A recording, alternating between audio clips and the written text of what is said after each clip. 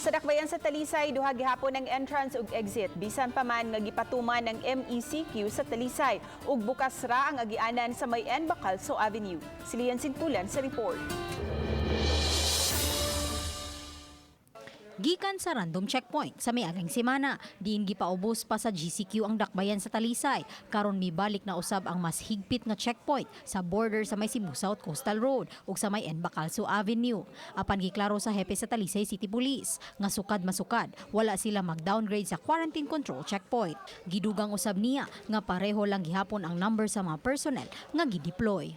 We have tightened again our quarantine control points. We are checking the identification of those coming in to make sure that they are exempt under the IATAP guidelines. Duha gihapon ang kaagian pasulod ug bagawas sa probinsya sa Subo alang sa mga essential workers. Kahinumduman nga gisirad-an kaniadto ang N. Bacalso Avenue.